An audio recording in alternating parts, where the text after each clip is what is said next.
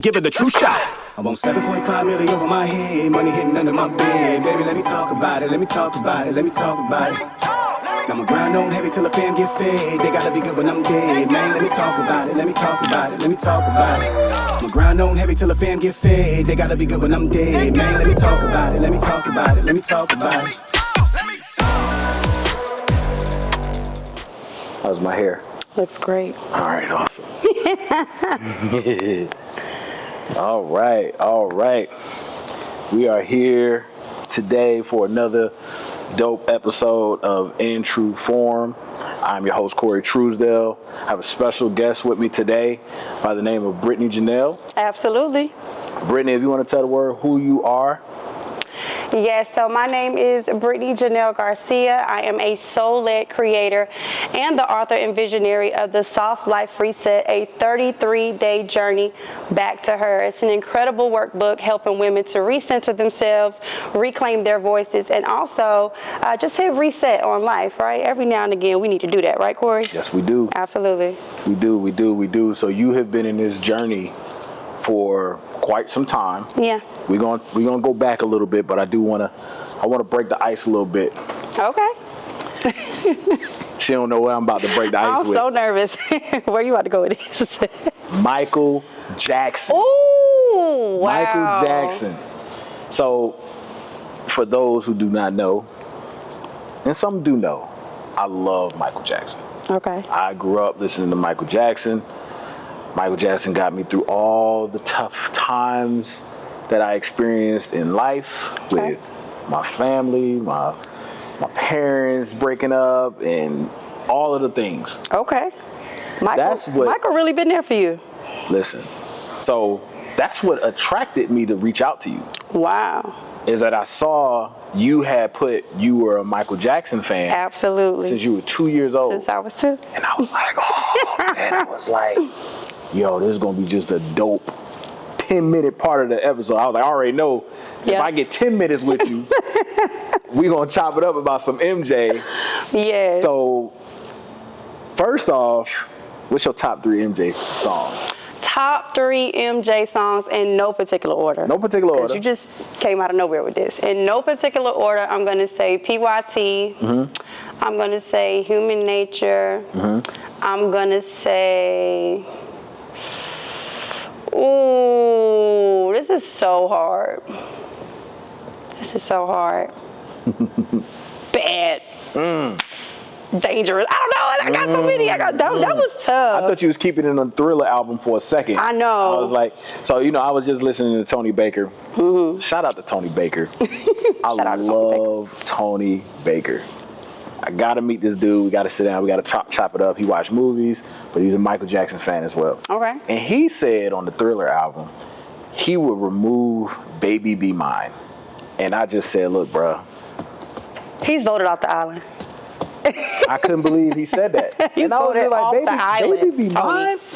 But we ain't going to go into it. Okay. My top 3 is hard, but Rock With You, Gotta Be There, and it's a toss-up in between Ben or With the Child's Heart. So I'm old school MJ. Yeah.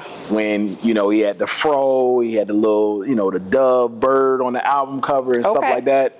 I used to pop the cassette tapes in and run the same song tapes. back. Y'all might not know nothing about that. We're giving our age out right now. You are telling on both of us. Man, listen. So, Michael Jackson. Go ahead. Favorite Michael Jackson music video? Ooh. It's got to be Thriller for me, because I always wanted the red jacket. Absolutely. I love horror movies. I'm a huge horror movie. Me and my oldest daughter, that's what we do sometimes on our date nights, is we'll watch a horror flick. Oh, I love that. My wife don't like horror movies. My 13-year-old ain't there yet. Yeah. My son was scared on Sixth Sense. Oh.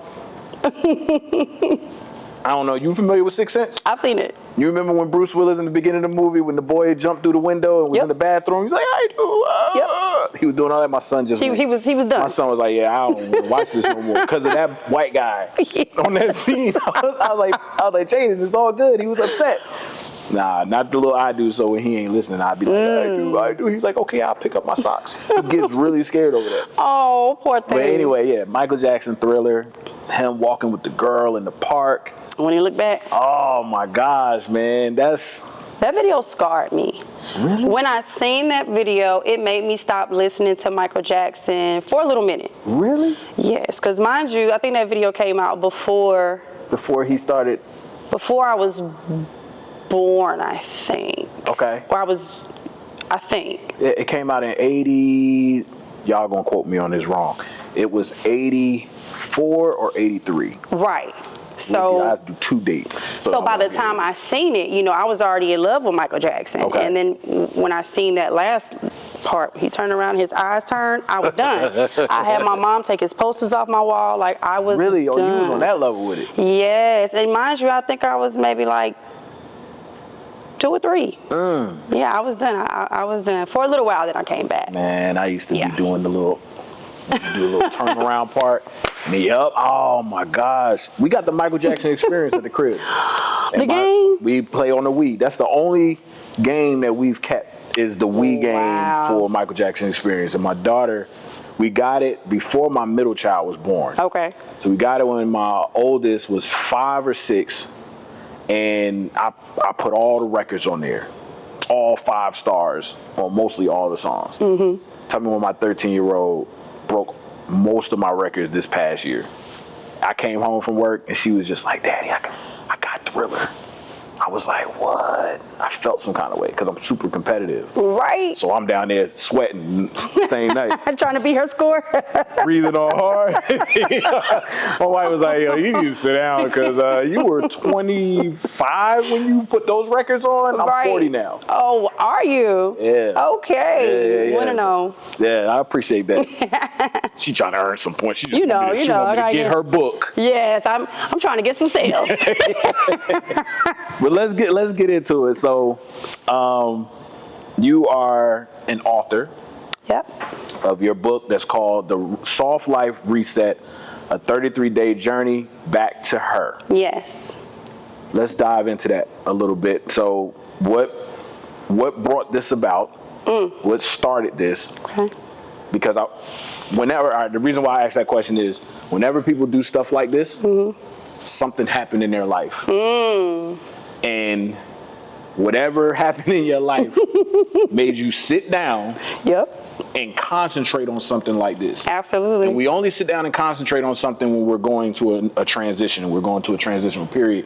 What was that transition? What took place?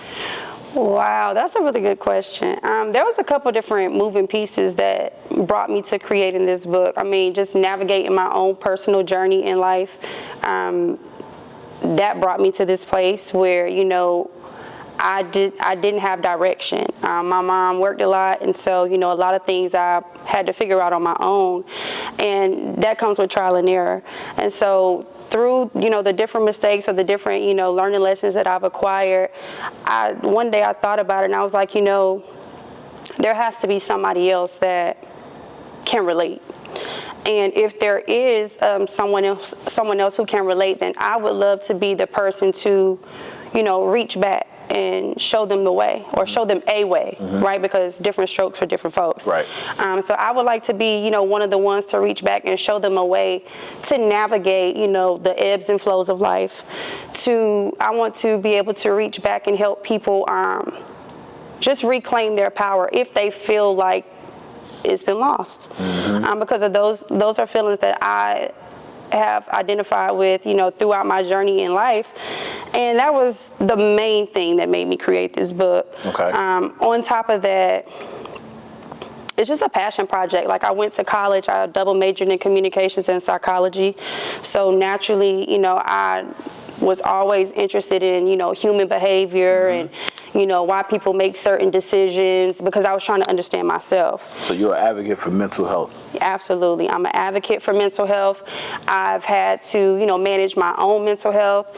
And I just want you guys to know, when you hear mental health, it does not mean that something is wrong, because we all have mental health. Absolutely. We all have mental health to protect, to maintain, to navigate, because we all have thoughts and feelings, so forth and so on. Right. But yeah, I had to navigate my mental health because there was a lot of things that I didn't have guidance on, and I was just left with my own understanding. Well, what was one of those things? One of those things, I grew up in a very, very rural town. And country, yeah, very country. Like when people talk about that one stoplight. Everybody in the neighborhood know that person. Everybody in my neighborhood is my family, and my they my cousins, my aunties. Where is this location? So this is Bertie County, North Carolina, and it's so country we don't even say the town, we just call it by the county. Oh, Bertie. How far are you from? How far is it from Gates County? Oh, actually, it's probably about an hour and a half, maybe 2 hours tops from Gates County. The reason I asked, 252. my best friend is from Gates County, and he talks about how country it is out there. So yes. I was trying to rate y'all country now, but go ahead. Yeah, so I grew up in the country, and I look different from a lot of people in my family. I'm multiracial, and I was raised by my mom's side, which is predominantly black. And so, I had to wrestle with my identity at an early age. Who am I? Right. That type of a question. And so with that question lingering throughout my childhood and then coming up in my adult life, that was something that I had to face, and not really having a clear answer as to who am I, that can create, some mental havoc. So I had to deal with that. You got picked on a lot? I wouldn't say that I got picked on. No. Okay. How did you be able to get around that piece? Because you see a lot of people that are biracial and they're in an environment like growing up in the country like that. You hear the opposite.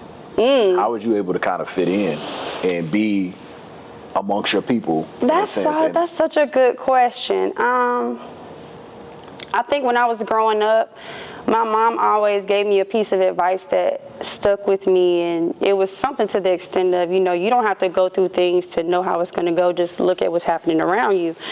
And so I would just pick up from what was happening around me, and I was really good at adapting on the spot, like my personality. I could be who I needed to be in certain spaces, and that's what worked for me. That's what I felt like I had to do. Okay. Because nobody else around me could identify with the things that I was, dealing with. Right. As far as my identity. And so I learned how to just be adaptable if I'm around, people that are turned up. When I was young. You know how to fit right in. I'm turned up too.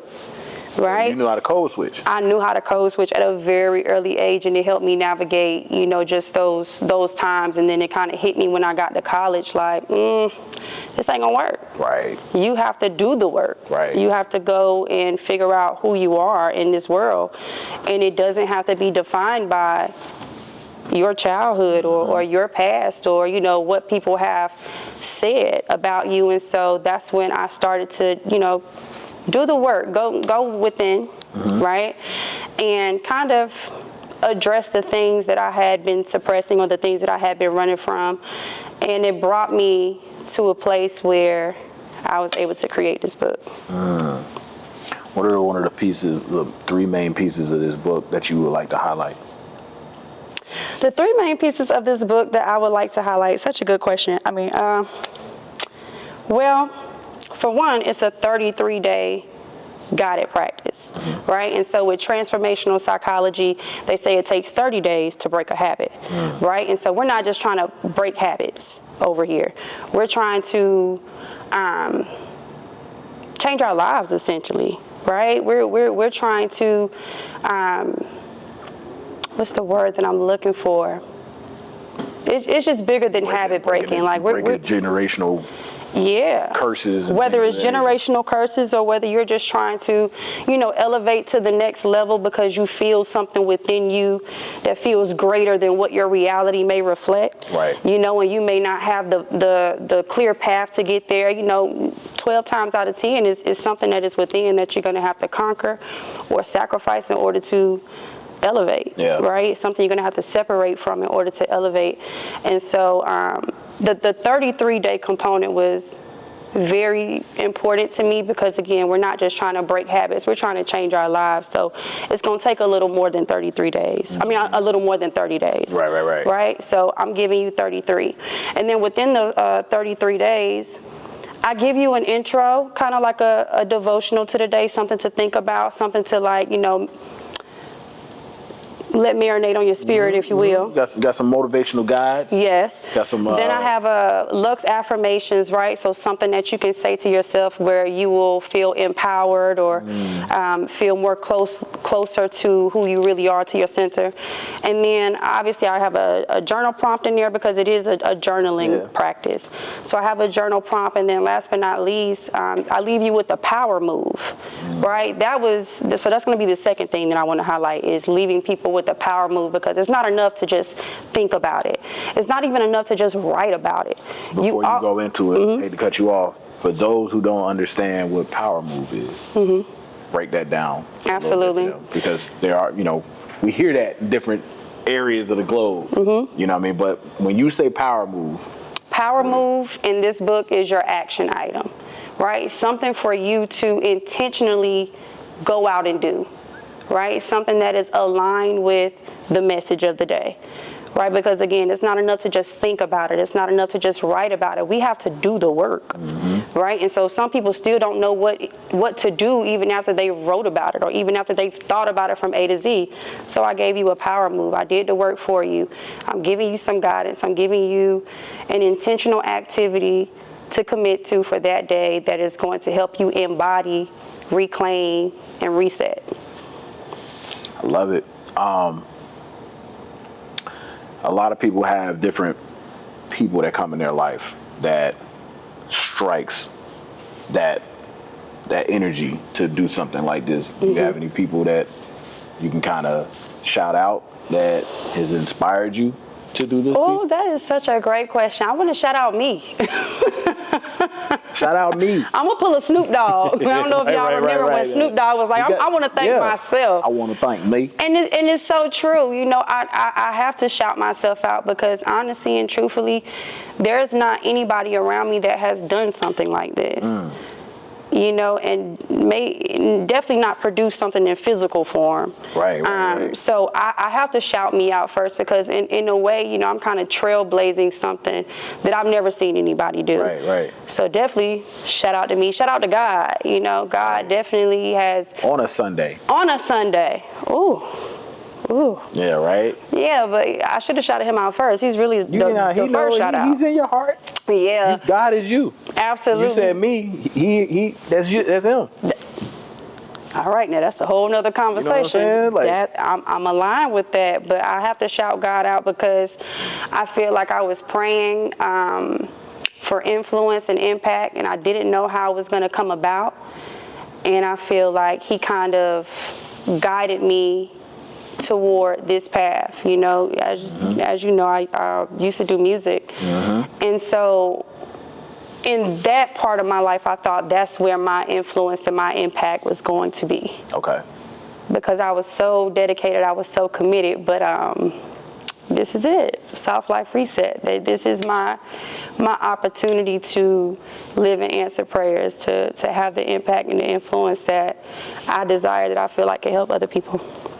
Me and Josh was talking off camera, and we was just talking about how sometimes you can be in your own way to making that extra step, that power move.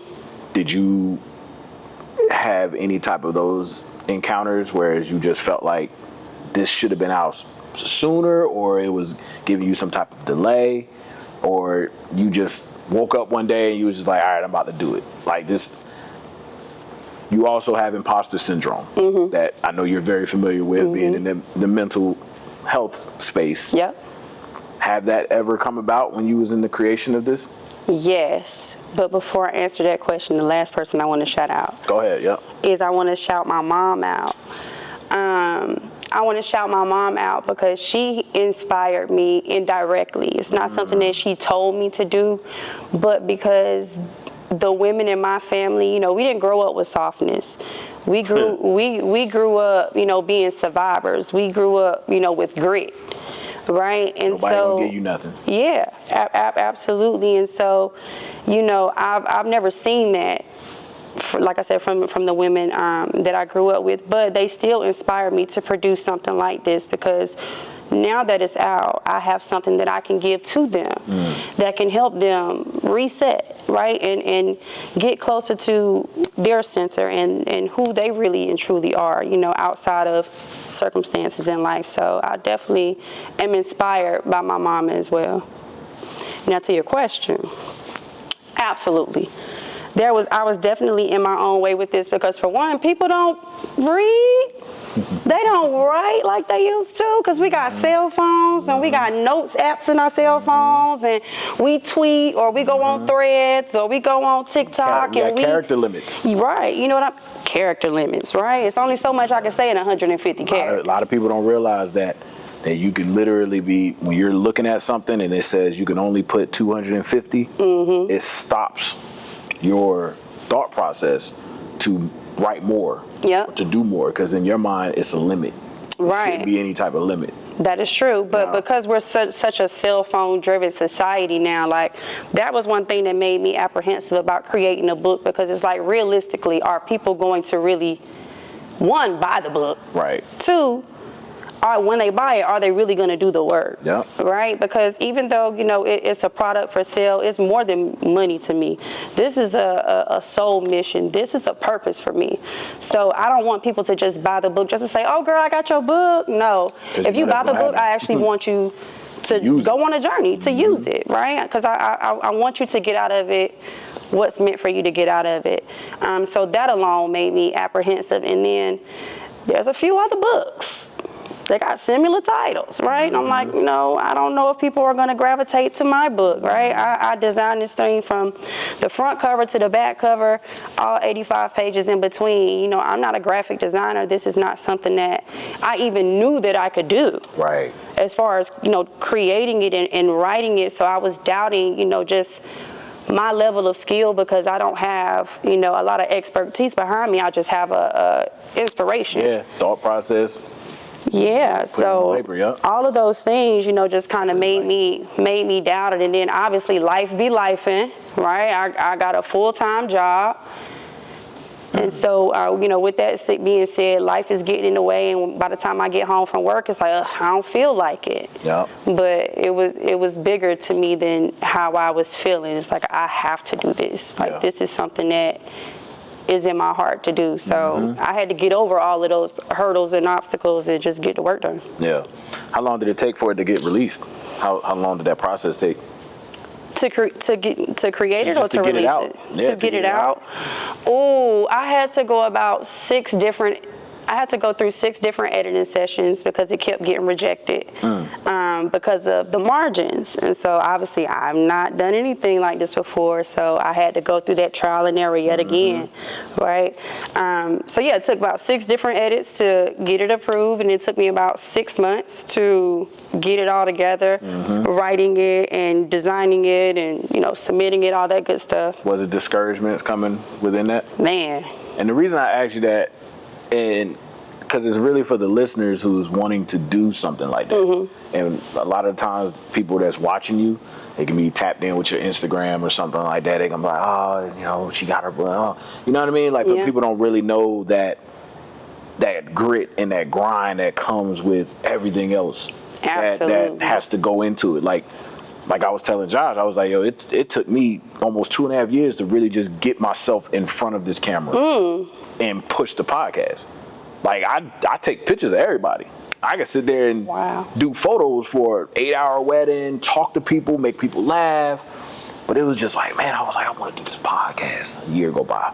Man, I want to do this podcast. Another year go by. And you just be like, man, I'm really getting in my own way. You know what I'm saying? So once you start doing it, now I got people hitting me up like, oh, man, you got your podcast. Yeah, you don't know how much work I had to do to put this in. Like, I do this. This is just me here. Yeah. I don't have an assistant. I don't have nobody that's gonna be hitting the lights, because you know what it's gonna cost. One man band. It's gonna cost to get it's gonna cost. Absolutely. It's gonna cost to get that third person to come over here and be pushing the button. It's gonna be $250 for a second camera, a second cameraman to do it. So you doing this all by yourself, and using the motivation, of course, using the the mental strain and the strenuous times that you've gone through to put into that. Yeah. That means a lot. Absolutely. I created a gratitude journal first. So this is technically my second book.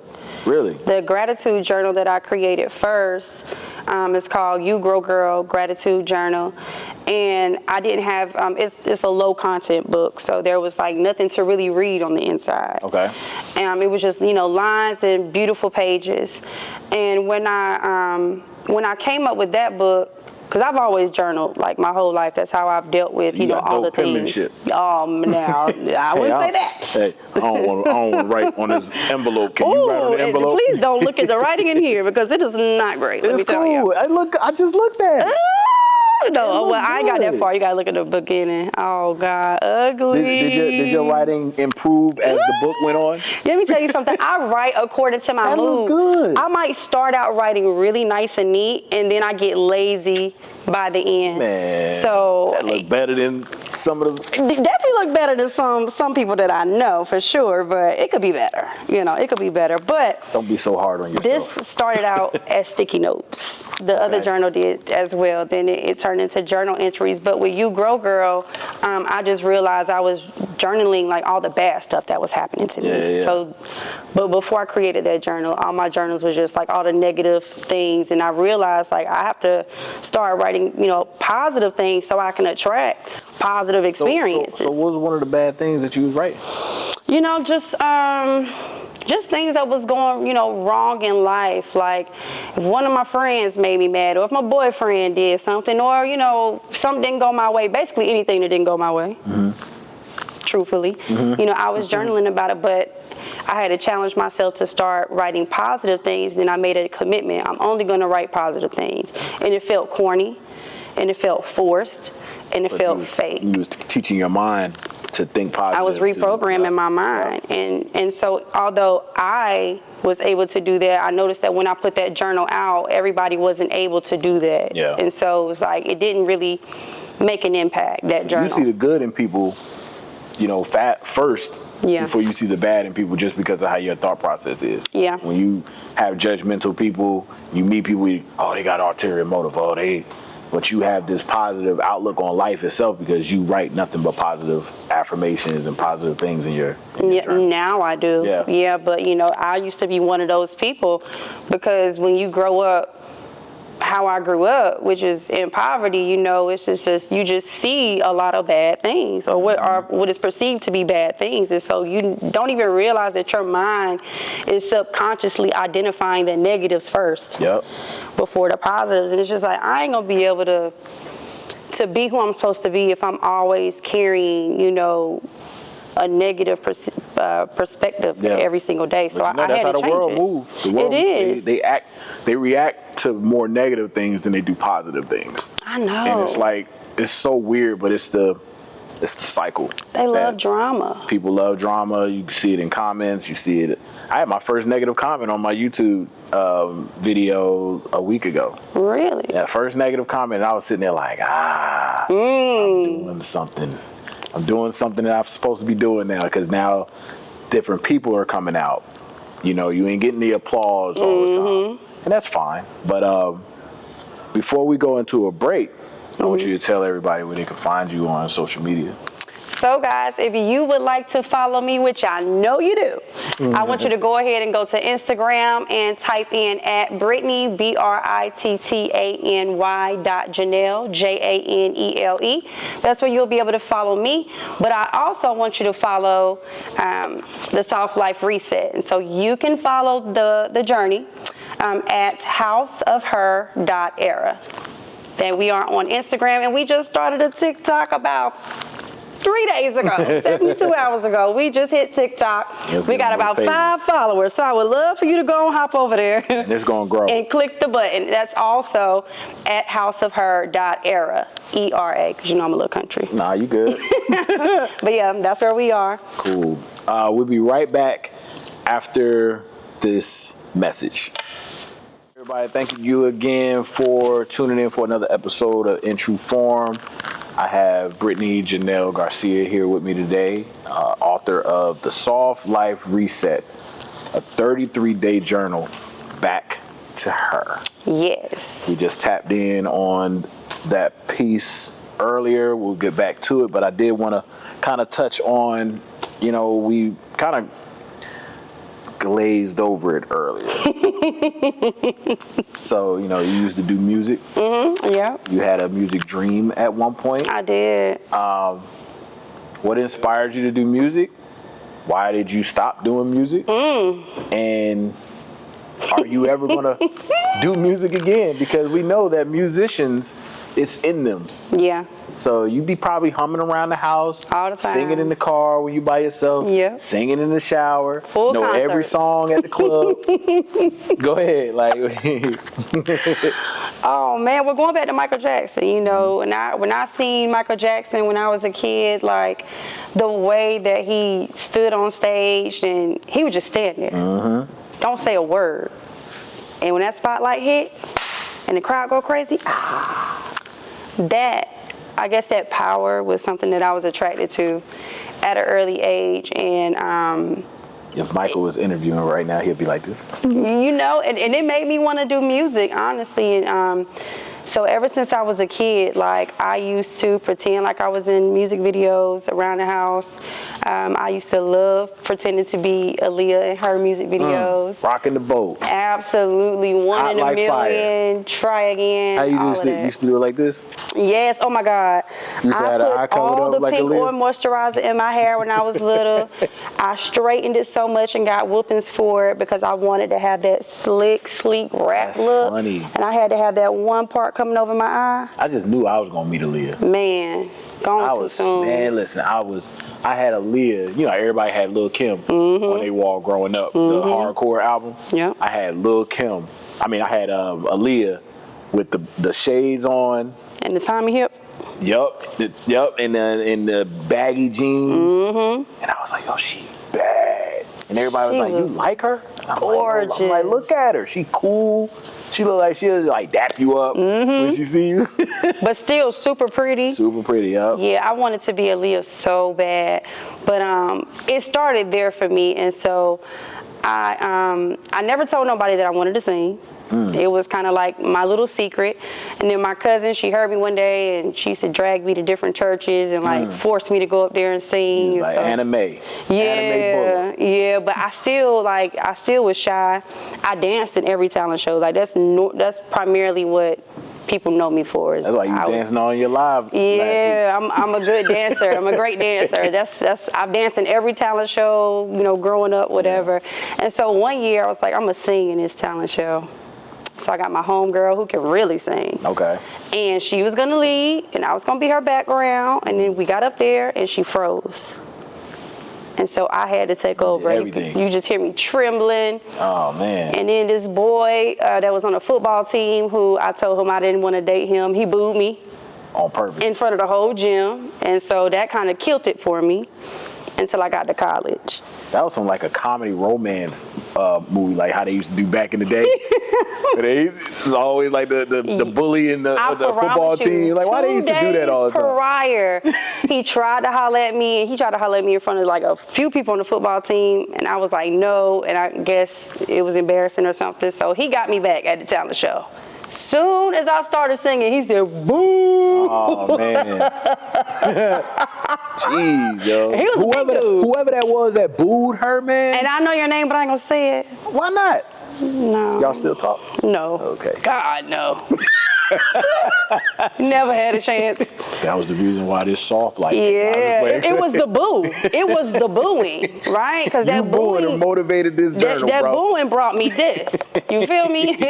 Because the booing shut me down. I was like, oh my God, I'm never singing again. Like, it's over. You got a song on Apple Music. I know. So when I got to college, you know, I decided to give it the old college try, as they say. And that was a whole thing. You know, I went to UNC Charlotte. That's why I moved to Charlotte. Okay. And so, long story short, there was this guy who lied about who he was. He said he was his music exec. He wasn't. Snake. He had like 5 different identities. Snake in the industry. But he was a good guy because he invested in me and this other. So I was a singer and then he had a rapper. So he invested in us. He paid for our little studio time. You know, he bought us food and drinks and, you know, whatever. And we're kids. You know, I was like 19, 20, so I ain't know no better. But once I found out that he wasn't who he said he was, I was done with music again. I was like, I'm not doing it. Like, he brought this girl to my house and said she was an editor of a magazine and she's going to interview us. And when he went to his car, the girl was like, I don't work for a magazine. I don't know what he's talking about. And I was like, what? Wow. So I was done with music again. Then after I withdrew from college, and then I was just kind of working, trying to figure life out. And I ended up getting that music. Well, actually, I was dating a musician, a professional musician. And so, like, I would get a chance to be backstage at all these different concerts and in the studio every night. Mm-hmm. And it just brought it back up in me again. And then one day I just was recording myself singing, and I thought I sounded decent, you know. So I was like, I'm gonna just put it on Instagram. And so I put it on there, and I threw my phone, and I hid my face, and I waited a few minutes, and then when I went back, this guy who was a prominent rapper at the time in Charlotte, he seen it, and he invited me to the studio. And long story short, I ended up getting the opportunity to be a part of a girl group that this producer named Crazy Figs was building out of Charlotte. And I said yes. Something in me was just like, we're gonna try again. Mm-hmm. So I said yes, and that was the start of me being a part of Volume 4. How long ago was that? So this was 2014. Okay. So that was 2014 when I started.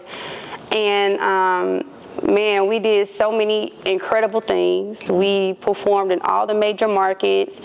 We, went and visited almost every record label. We went to the BET Awards. We've opened up for major artists in Charlotte. Like, we were just lit. Like, anything that was coming to the city, we were going to be a part of it because we really, really worked hard. Right. We were like a little Destiny's Child to make it, for real. What's up. And so that lasted for probably about 7 years for me. I was the only original member left of the group. I went through about 5 or 6 different phases of the group, like people coming in and out. So I was the only original person left. And what made me leave the group, because I was the one who left the group. I guess broke it up. Dang, Beyonce. Ooh, I wasn't trying to be Beyonce. I was really on some, maybe I was on some Kelly Rowland, I don't know. Because for me, this was such a lifelong dream for me. Like, whenever I feel that way about something, I'm committed. Whatever I gotta do, I don't care what sacrifices need to be made within reason, of course. I'm gonna do it. Yeah. And it became incredibly difficult to have power moves. Yes. See what I did there? But it became difficult to have, such a strong work ethic and such a deep passion for this group, for this thing, when some people that I was working with didn't really have that. Right. To me. Yeah. Right. And so it just became difficult. And girl groups, the girls, you get into disagreements and the bickering and the back and forth. And I was turning 30 in 2019. I know I'm telling my age, but I was turning 30, and I was just in another checkpoint in life. And it's just like, okay, this is like your last year of your 20s. Like, what are you really gonna do? Like, is this really it? because you don't have kids, Right. you're not married like you wanted to be, you haven't invested in yourself professionally, because in order for me to be so committed to music, I had to take on a lot of part-time jobs that wasn't really paying anything. So I was the starving artist, as they say. Yep. Right? And so it's like, okay, you're about to be 30. Do you really still want to be starving? And my answer was no. Yeah. And I did not. And what's so crazy, Corey, is we had a record deal on the table from RCA Records. Right before you made that decision. Right before I made that decision, we had a record deal on the table. We were red pill and a blue pill right in front of you. Yep. We were signed to an independent label. They were kind of investing in us and backing us, and our 2-year contract was coming to an end as well. All of this was happening at the same time. And so we had a label meeting, and they wanted to know, like, did we see ourselves moving forward? They wanted to discuss the record deal, that was on the table and all these things. And I just had to be honest, like, I cannot move forward like this. I prayed about it and, all the things, and that's just the direction that I ended up taking. And so that was the end of being in the group for me. And then I moved to Atlanta a few months later. And this was 2019 when I moved. And as soon as I got to Atlanta, COVID breaks out. Oh, man. But in Atlanta, nothing really shut down. Yeah, they were still. We were still booming and bucking in Atlanta. Folks was in Magic City during the pandemic. I promise you. And so, Shout out to Lou Williams. Shout out to Lou Williams. Lou Williams said, we leaving the bubble and we going to get some wings and Magic Some City. wings, some lemon pepper steppers, yes. But I went to Atlanta just looking for, a reset. And I knew that it was like the music capital of the South. So it's like, okay, while I'm there, I'm gonna network. I'm gonna, try to develop my craft and see what my own sound really sounds like. Because before this, I had, little run-ins with music, but I never created like a project before. You know what I'm saying? I didn't really get an opportunity to really know like how I sounded, especially being in the group, because you have to blend and sing under and around and on top of, everybody else. Yeah. So you got to adapt. So I went down there and oh my God, like it was so easy to get in the rooms for me because I just so happened to align with the right people at the right times. I mean, I'm in the smoothie place. Yeah. Tropical smoothie, matter of fact. Shout out to Tropical Smoothie. Shout out to Tropical Smoothie. Sunset Breeze. Love it. Sunset Breeze. I'm in Tropical Smoothie and I'm minding my business and I'm about to take get my order taken, and there's this guy sitting at the counter and he's waiting on his order, and I don't even know why we started talking, but come to find out this is Missy Elliott's cousin and her songwriter. Grammy Award winning songwriter, might I add, on all of her biggest songs. Yep. And I'm just like, is this for real? I'm right place at the right time. I'm in the right place at the right time. I had a homeboy that I met on Twitter. Okay. I met him on Twitter probably in like 2010. Okay. And he was always into music, which is why I started following him, because he was a songwriter. That's when Twitter was dope. That's when Twitter was popping. I don't know what X is now. Yeah. Who? Right. Right. Yeah. I don't even know. I never even heard of that. Malcolm X. Right. That's hilarious. But yeah, yes, but that was a good time, man. It was. Twitter was around that time. Yep. You was making connections with everybody. Everybody. You gotta change everything. Why everything gotta change? There's nothing wrong with change, but sometimes stuff needs to stay. Some things need to stay how they are. Everything don't need a revamp or an upgrade. Right. And one of those things was Twitter. But yeah, so he brought me into a lot of rooms where I got an opportunity to write for different artists and get my pen where I wanted it to be, because that was really like one of my main strengths, is I was a great songwriter. I could sing too, but I'm not the most powerhouse singer, and people love to hear powerhouse singers. But writing, like that was my thing outside of dancing. There's and a lot so of great writers out there. man, shout out to the songwriters. Like to go to Atlanta and be a part of writing camps and really see like what the process is. Just collaborating with people I never met before, and everybody was so dope, so I learned so much. This is now, we're in 2021, 2020, 2021. So we're in 2019. 2019. So we're in 2019, 2021, 2022. I spent those 3 years in Atlanta. Yep, working on that. Shifted to Charlotte. Yep, I came back to Charlotte because the girl that I was staying with, she's still my best friend, but at the time... Shout your best friend out. Yeah, shout out to... please let me shout her out. Yeah. Shout out to my bestie, Westie, Kwanzaa. She is a designer. She has a clothing brand called Superior Laundry. Y'all go check that out at Superior Laundry on IG.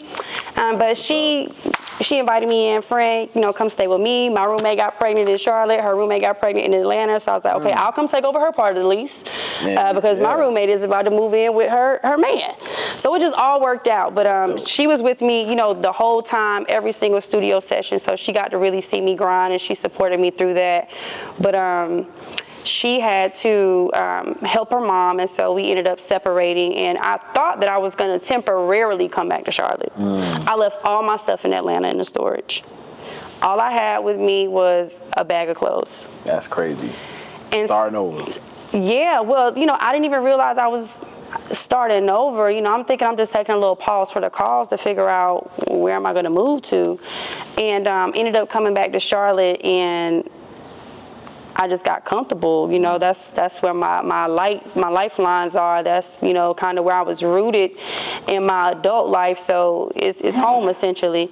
And so I came back to Charlotte, and when I came back to Charlotte, that's just kind of when life got real. And it's like, okay, for music, you got to give so much. You have to invest so much before you see a return on your investment. Right. And so I'm not in a space in life where I can afford to keep investing into something that's not going to give me a return much sooner. So I had to put music to the back burner, and I had to go get me a job, a big girl job. Yo, that's tough, man. Like, hearing that and seeing how you had to kind of maneuver your passion and find a new passion. My passion growing up was basketball. Growing up in New Jersey, moving to Georgia. What part of New Jersey? Newark. Okay. Shout out to Newark. Newark, New Jersey. I was born in Atlantic City. Shout out to South Jersey, 609. Okay. Yep, Newark, New Jersey. I went to high school in Ewing. Okay. Went to a few middle schools and elementary schools. That was in New Brunswick, North Brunswick, Bloomfield, all those different areas. But, I had hoop dreams all the way up until my first year in college. Really? And then I just started recognizing how just things was moving. So I got into sales, sales and marketing and all that kind of stuff. And then now I'm at a point where I'm like, I had to find a new passion. And it was tough having to reinvent yourself. And I picked up my camera in 2010. Wow. And, I stopped. I had a time, a season where it was just like, I don't want to do this. And then, my wife looked at me and she was just like, hey, what's your passion? She, how y'all women can be. Sometimes y'all ask us questions. We be trying to help. Yeah, y'all just. What you really want to do, boo? Yeah, but it be on another level with it. Like two stories up. But it put me in a mindset like, man, I was getting a lot of attention with photography from 2010 all the way to like 2017. And business was moving. And then we moved to North Carolina in 2017. And then that's when I put the camera down. And it took me until 2020, 2021 to be like, that's what I need to be doing. Yeah. Because I already had started it. And I already had a huge impact. So you hear those stories about musicians, some don't want to stop. There's some that's still to this day. I'm trying to find this record deal. And they've been trying since they was like elementary school, middle school, but you get to a point where you don't want to put your adult pants on and be like, all right, this ain't shaking. Yeah. I need to do something. So what are you in now that has taken you out of the music realm What's your career that you're in right now? So right now I'm doing sales. Okay. Funny you mentioned that. So yeah, right now I'm in sales. I'm selling health insurance and life insurance, and I did really, really well. And that was a shock to me. I didn't expect to do well. I never wanted to do sales. But you know how to adapt. But I know how to adapt, and I always have.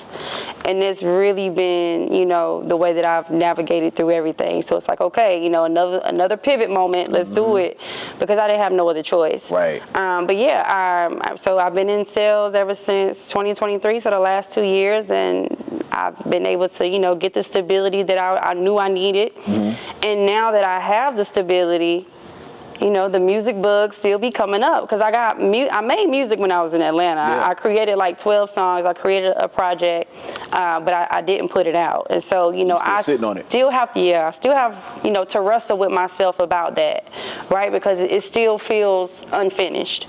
It's like you got the music, but what are you gonna do with it? And then people primarily know me, like a lot of my following knows me from those days. And so people, you know, when they see me out in the street or if they hit me online, they're like, yo, are you still doing music? Just think how that's going to hit, though, when you're doing this and the music bug finds you again. Yeah. Now you going on a music book tour.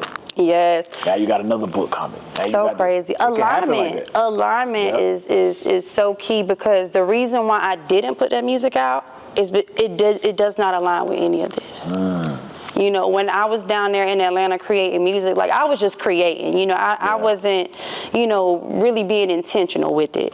I was creating, I was working with songwriters, and they was, you know, feeding me ideas, and, you know, I was just taking it on because I can adapt, right? So I'm just adapting to their style, and I'm taking it on, and it's like, I like the music, but when I listen to it, it's like, is this really my message? Is this really what I want to leave behind? And that's something that I could not confidently say yes to, and so I didn't put the music out. Right. And so when that alignment happens again, because I do want to incorporate music in a form with this, it's gonna make total sense. Yeah. But yeah, that music definitely did not align with who I truly am. You know, it was just like fun Brittany, which I am fun. Yeah. I'm definitely turned up, but you know, I feel like people was gonna judge me if they heard that music, and they were gonna get the wrong impression of me. You know, and you only got one opportunity to make a first impression. Absolutely. And to put a solo project out, that was gonna be my first impression. Yeah. Because people know me from the group, but they like, okay, well, who are you as an individual? It's gonna come back around again, though. It's gonna come back around, and it's not gonna be as strenuous. And it's not going to be a loss of investment, a loss in time. It's going to flow. You know what, though? The other thing that made me step away from music is, as a woman pursuing music, you know, you deal with a lot of people trying to overly sexualize you. You know, I had my run-in with that. Alicia Marie just said that on a previous episode. Yeah, I had my run-in with that, and that was really one of the strongest reasons that has kind of kept me from getting back out there, is because I don't want to have to deal with that. Yeah. You know what I'm saying? Like I don't that's not my cup of tea, especially now when I'm paying for all my stuff and I'm bringing in my team. Like, I don't know where people would think that that's the way to go, but you're wrong, girl. Music industry in the Hollywood, they said it's a whole different type of. It's a different type of world that you don't even know. If your mind is like this, though, if your mind is like this, you're not gonna make it. Yeah, like unless you're like an independent artist and you're able to kick in your own bread to push your music. That's different. You know what I mean? Like, and that's why I was getting there earlier. That's gonna come, and you're gonna be able to push your music without having to worry about the headache part of the music business. Yeah, because it's a lot. You know, like I said, I didn't know nobody down there, and so it's not like, you know, I could bring somebody with me outside of my best friend. It's like, I mean, we two girls, we feel like we could fight, but we don't know, we don't really know if this is a fight that we could win. So it's like, I can't be affording to be in these situations, you know, too much, because things can really make a left fast, and before you know it, you know, it's, so it's a lot that took place between me and music. But I still love music. I still have a desire. I mean, I love to sing, but I feel like, to your point, when it comes back around, it's going to be divine timing, which means divine alignment. Do you have a short-term goal right now with your book? Yes, my short-term goal is I would like to build a community of 100 women. That was really my goal, but the last time I checked the Instagram, it was like 94 followers. So it's like, wow, like really close. It's going to be more than that. Really by the end of the year. Yeah. But that was my short-term goal. You know, I wanted to grow a community of 100 women who were aligned with the message, where, you know, we could be each other's support system, you know, be each other's cheerleader, be each other's guiding light, you know, whatever it is that, you know, somebody would need in this community. That was my short-term goal, and I'm almost there at the finish line with that. So I have to come up with a new goal. You ever thought about doing, like, going live on your page where you can have your guests come in and y'all share affirmations with each other? Yep, absolutely. So that's, I just thought of that on the spot. Look at you, you're so creative. Period. Just masterminding. I love that. All right, you ain't gonna charge me, is you? No. I want to be able to tune in on the live and see something like that. Absolutely. Because there's women out there that are going through a lot. One of the women that I had on an earlier episode, her name was Charlotte Louise. I seen it. Yeah, she talks really big on women's affirmation and, you know, self-healing and all those different kind of things. But I don't see too many people on social media do lives and have those come in and share. Yeah. You know what I mean? Like, that's definitely something I want to do. Get real in depth with it. Have 3 people on your live and y'all just sister to sister hitting those different kind of things. Yeah. That's going to take that page to another level. Absolutely. People going to feel like it's a safe space. That's true, and that's how I want them to feel. That's basically what I'm trying to create, and so that's something I want to do for sure. I got my eye on a few women, you know, to tap on their shoulder and say, "Hey, girl, can you come on over here and, you know, let's kick this thing off and show, you know, the community what they can expect, you know, for lack of better words." And so I'm excited about that. I'm planning a girl dinner, which is like a soft launch event where I have a particular list of, you know, individuals who are influencers, some women that I respect in the community that I kind of want to bring in and just create a safe space, if you will, where we can enjoy one another and converse about, you know, all the things concerning Soft Life Reset. And then I'm going to be in Winston-Salem. August 2nd. Sounds like a tour date. It's unfolding. It sounds like a tour date. Life is happening so fast. I'm trying to keep up, but I'll be at the Alkaline Water Festival in Winston-Salem, North Carolina on August the 2nd. Okay. So I'll be taking the books out there and looking to, you know, expand the community even more in that area and just, you know, align with women who are ready to reset and conquer, you know, themselves. That's dope. Yeah. Hey, we'll be right back after this sponsor called Super Deodorant. Oh. If you ever heard of Super Deodorant is actually a vegan deodorant with no types of metals, heavy metals, aluminum, none of that. So basically you can go to www.superdeodorant.com/intrueform, get 10% off on your first order. Oh. Check that out, and we'll be right back. I'm about to get mine right now. There we go. This episode of In True Form is brought to you by Super Deodorant. The aluminum-free, fragrance-free deodorant that actually works. You just put this under your armpits. Promise you. You know what I'm saying? Whether you're on stage or in the gym or chasing purpose, Super Deodorant has your back and your pits. No harsh chemicals, no irritation, just confidence that lasts. Visit superdeodorant.com/intrueform. And if you sign up today, you'll get 10% off your first order. Smell less, do more. Peace. All right, and we're back, and we are closing out this great episode with Brittany Janele. First and foremost, I appreciate you coming all the way here from Charlotte, Thank you for having me. North Carolina. For those who don't know, I seen her come up on my Instagram, and she was having a good old time in the club. She came up in my story, my regular feed, and she was having a blast. That sounds like me. I ain't tell you that before when you first got here. You did. But Corey, I am the life of the party. Yeah, man. I was sitting there like, so, when you see, people come up in your story, you click their profile, and you go down and you like, yo, she's an author? She do music? Oh, I gotta hit her up. And then what makes it even better, though, is it's the little things. What makes it even better is she had a contact me email address, which that showed a lot of professionalism. Thank you. A lot of people do not have their email. So I inquired. You did. And I inquired 3 times. It took a minute. So you being in sales, 3 no's and a go. so I said, if she don't rock with this 3rd attempt, now I do have an exception. So when I'm reaching out to brands and sponsors, I give them a little bit more grace than 3 because they gotta watch you for a little. They watching you. Find you a brand that you want to stick with. I guarantee you, and put that book behind it, they gonna go crazy. But anyway, I'm on it. Anyway, that's so funny. So you have your Winston-Salem event coming up. We left off on that. So please make sure everybody check her out. You said August 2nd? August 2nd, I'll be at the Alkaline Water Festival in Winston-Salem, North Carolina.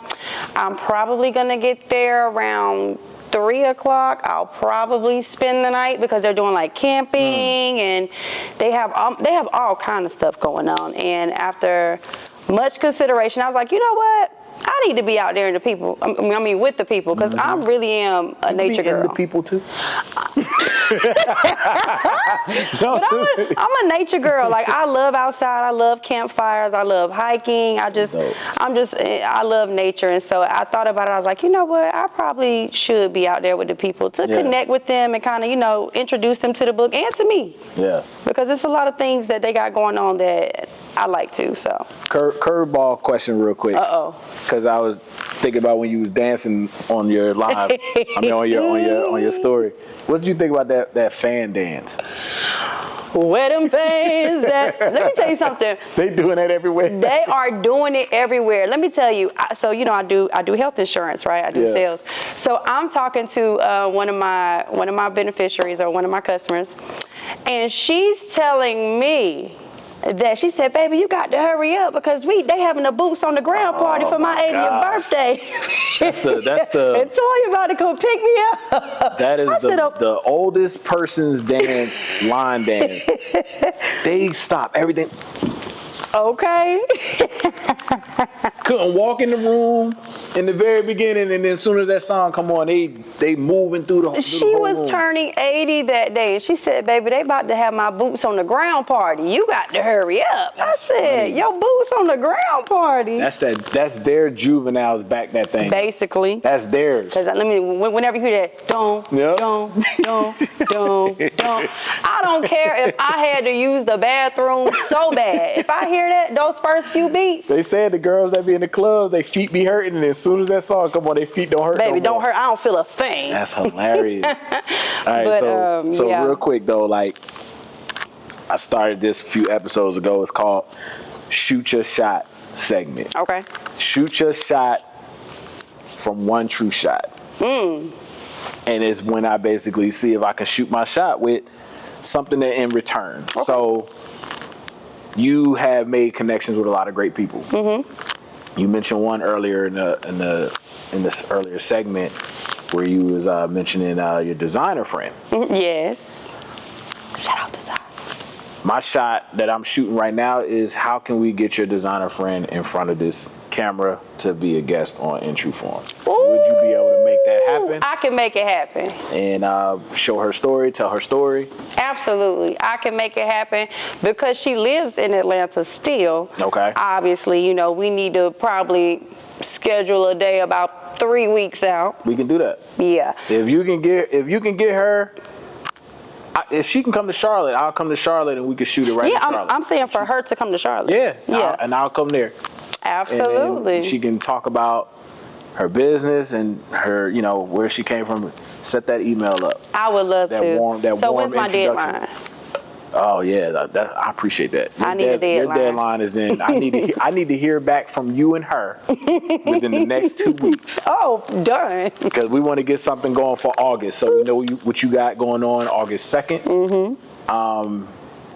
You even said, is she coming to support you for the? That is a good question, girl. If she's coming, are you coming? I can make a way to get in Winston-Salem. I will reach out to her and figure it out. And we can do it on location. That would be amazing. Yeah, you could be helping me with the camera and stuff. Absolutely, like you could do the lives I'm the world's greatest helper. There we go. And I'm the world's greatest hype man. That's what I'm talking about. I don't know if you knew that or not. But I'm with you on that. You the female Spliff star. Yeah. I actually met Spliff Star. He's a really cool person. Cool dude, and Busta Rhymes. They're very, very cool people in person. I met them at Quad Studio in New York. Busta Rhymes would be like, no, for real. I'd be like, yo, he's still dope with it. He's still dope, man. Shout out to Busta Rhymes. That is a real icon. Yeah. Him, Method Man. Those music videos. Yeah. You know, icon. Big Daddy Kane was here this weekend. He came to.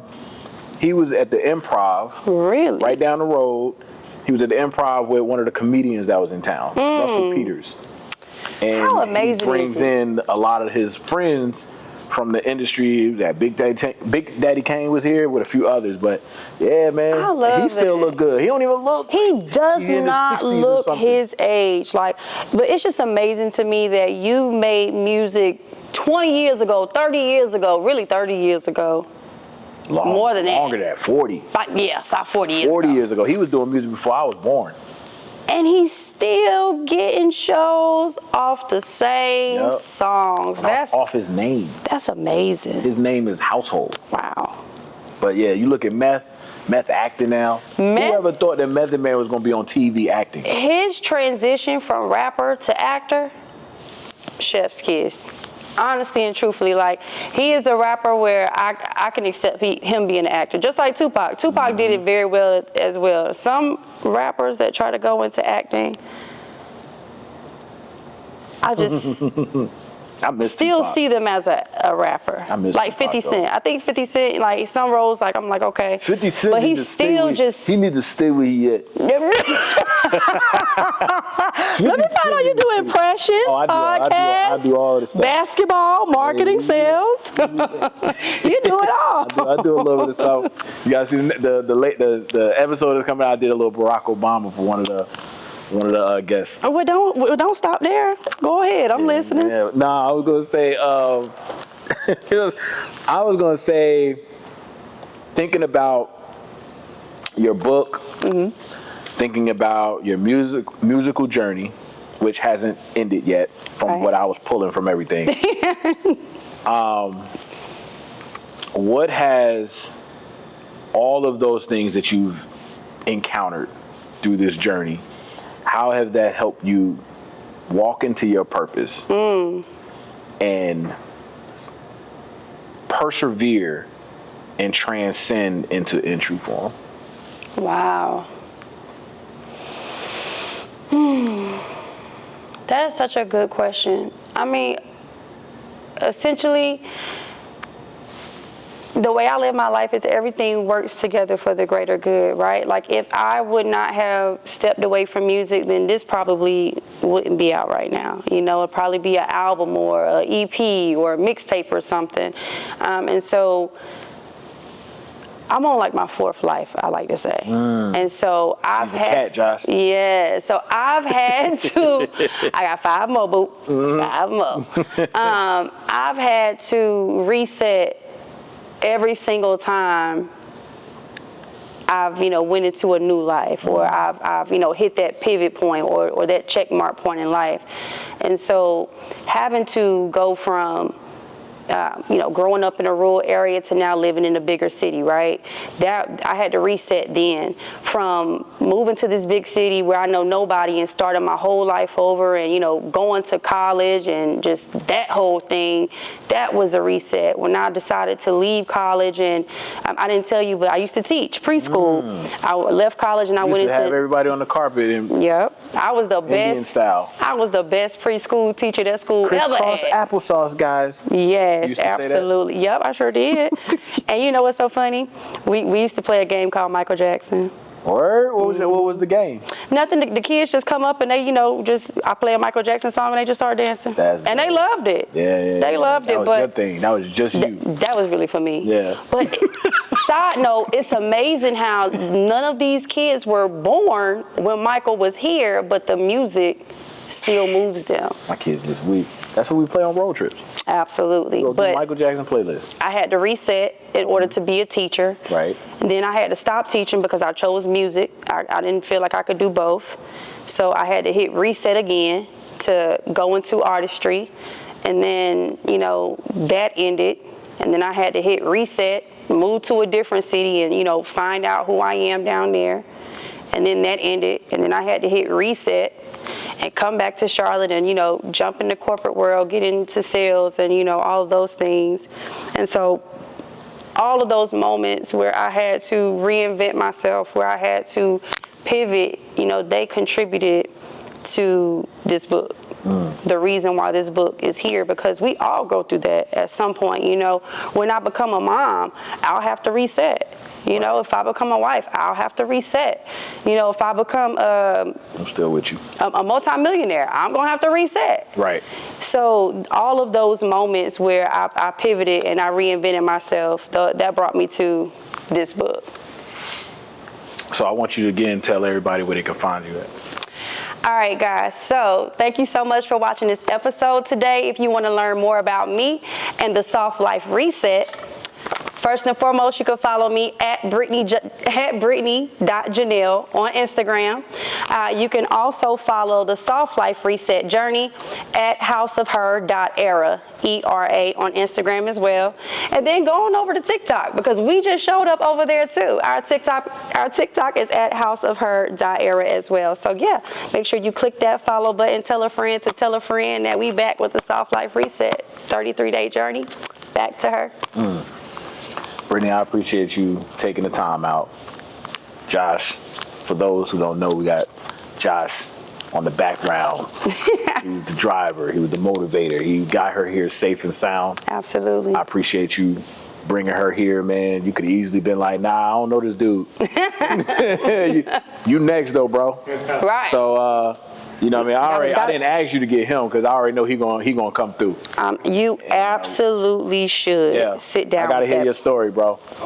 We could talk hoops and everything. Yes, sir. Yeah. But I appreciate you taking the time out. It was a pleasure. Thank you so much for having me. We're going to be co-hosts, man. That's what I'm. Hey, let's talk, bro. Right here. I love it, man. But seriously, Corey, I hate to interrupt, but thank you so much for inviting me, for reaching out more than once and being patient with me, because this is the brink of my newest journey, my newest reset, and you get to be a part of that. I appreciate that. By hosting me on your platform and introducing me to your community, as I introduce myself and my community to you. No doubt. So thank you so much again for just creating this space, this beautiful space for us to have this interview and asking thoughtful questions and even throwing in a little curveball here or there. I appreciate that. No doubt. But no yeah, doubt. I truly enjoy this. Appreciate you, man. And I appreciate y'all in True Form formats. That's the names of the fans. Oh, the format. We got beehives and all of them. We got the formats. What's up, format? It took me a little while. Shanti's manager, her road manager that I interviewed that hasn't come out yet, she gave me the names You to give. just got some heat in the got some heat vault. coming, man. I see. So I Got the clip can't wait, loaded. man. Yeah, we ready. So I know that's right. appreciate y'all again, man. Thank you for tuning in for another dope episode of In True Form. Be on the lookout for this joint to drop, and y'all go follow Brittany Janele Garcia. Right now. And it's gonna be a part 2 to this. So Absolutely. look forward to that. Peace out. Yeah, man. Thank you so much. Yeah, appreciate that. You did amazing. Corey. Thank you for amazing. getting me in this space, and just thank you, man. I'm so filled with gratitude.